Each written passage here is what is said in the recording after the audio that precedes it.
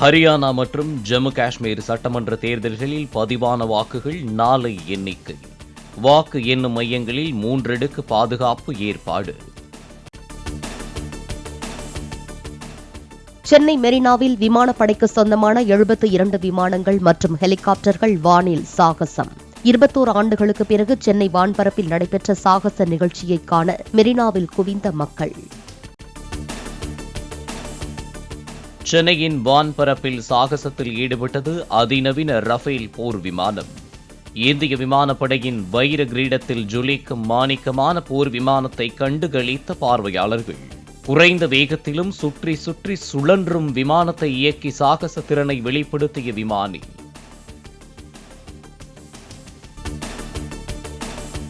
சென்னை வான் சாகச நிகழ்ச்சியில் பார்வையாளர்களை ஆச்சரியத்தில் ஆழ்த்தியது சுகோய் போர் விமானம்.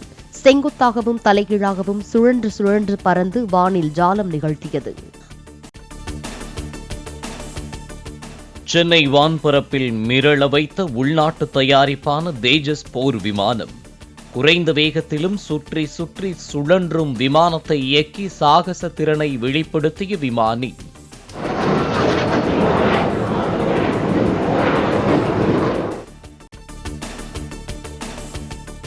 அதிர வைக்கும் ஓசையுடன் மெரினாவை கிரங்கடித்த சாரங் ஹெலிகாப்டர் சாகச குழு. ரெக்கையை சுழற்றியபடி ஒன்றுக்கொன்று நெருக்கமாகவும் பல்வேறு திசைகளிலும் பறந்தும் வானில் வலம் வந்தன.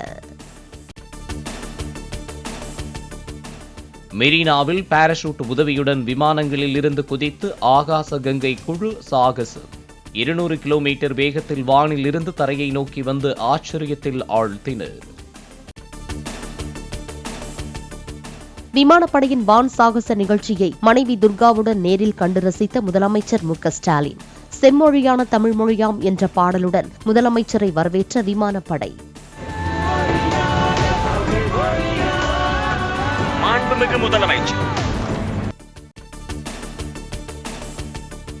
தலைகீழ் ஒய் வடிவில் துவாஜ் அணிவகுப்பு நடத்திய 4 சேட்டக் வகை ஹெலிகாப்டர்கள். பார்வையாளர்களின் பலத்த கரகோஷத்தால் அதிர்ந்த மெரினா. இந்திய விமானப்படையின் பழமையான டகோட்டா மற்றும் PC-7 ரக விமானங்கள் சாகசம். வானில் வட்டமிட்டபடி பறந்து மெய்சிலிர்க்க வைத்தது உலகப் போரில் பயன்படுத்தப்பட்ட ஹார்வர்ட் விமானம். சென்னை வான்பரப்பில் இதய வடிவத்தில் புகையால் வரைந்து அம்புவிட்ட MK-1 ஹெலிகாப்டர்கள்.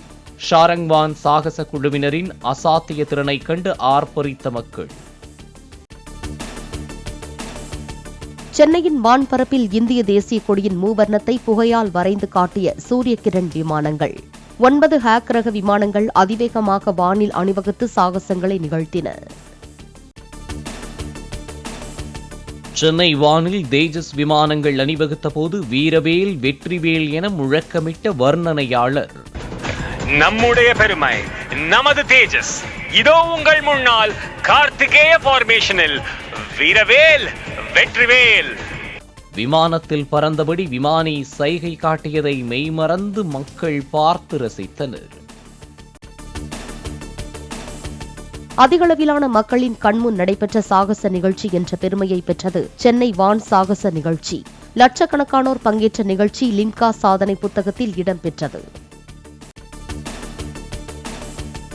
சென்னையில் விமான சாகச நிகழ்ச்சியை பார்க்க சென்ற 5 பேர் வெயிலின் தாக்கம் காரணமாக மயக்கமடைந்து உயிரிழந்ததாக தகவல். நீர்ச்சத்து குறைபாடு ஏற்பட்டு 90 பேர் மருத்துவமனையில் அனுமதி. சென்னையில் நடைபெற்ற வான் சாகச நிகழ்ச்சிக்கு உரிய பாதுகாப்பு மற்றும் அடிப்படை வசதிகள் செய்யாததே உயிரிழப்புக்கு காரணம் என அதிமுக பொதுச் செயலாளர் எடப்பாடி பழனிசாமி குற்றச்சாட்டு. முக்கியத்துவம் வாய்ந்த ஒரு நிகழ்வை கூட முறையாக ஒருங்கிணைக்க தமிழக அரசு தவறிவிட்டதாகவும் கண்டனம். பொதுமக்களின் பாதுகாப்பு குறித்து திமுக அரசுக்கு அக்கறை இல்லாததே உயிரிழப்பிற்கு காரணம் என அண்ணாமலை குற்றச்சாட்டு. பல 100 குடும்பங்களின் பரிதவிப்பிற்கு முதலமைச்சர் பதில் சொல்ல வேண்டும் என சமூக வலைதளத்தில் பதிவு. வான் சாகச நிகழ்ச்சிக்கு தமிழக அரசு நிர்வாக ரீதியில் முழு ஒத்துழைப்பு வழங்கியதாக அமைச்சர் மா சுப்பிரமணியன் தகவல். போதிய அளவு ஆம்புலன்ஸ்கள், மருத்துவக் குழுக்கள் தயார் நிலையில் வைக்கப்பட்டிருந்ததாகவும் விளக்கம். விமானப்படையின் சாகசங்களை கண்டுகளிக்க திரண்ட மக்கள் கடலால் திணறிய மெரினா கடற்கரை. கொளுத்தும் வெயிலையும் பொருட்படுத்தாமல் பெரும் திரளாக கடற்கரையை நிறைத்தது மக்கள் கடல்.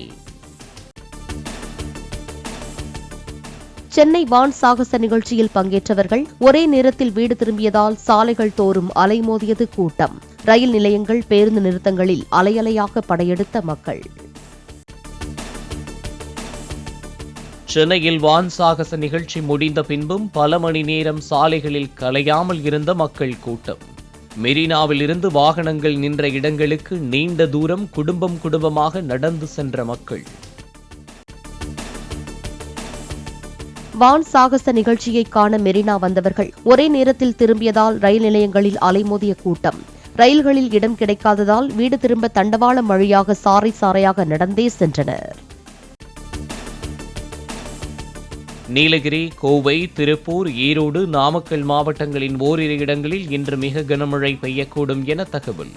சேலம், திருச்சி, கரூர், தேனி உள்ளிட்ட 11 மாவட்டங்களில் ஓரிரு இடங்களில் கனமழை பெய்யக்கூடும் என்றும் வானிலை மையம் தகவல். திருப்பதி ஏழுமலையான் கோயில் பிரம்மோற்சவத்தில் முத்துப்பந்தல் வாகனத்தில் எழுந்தருளிய மலையப்ப சுவாமி.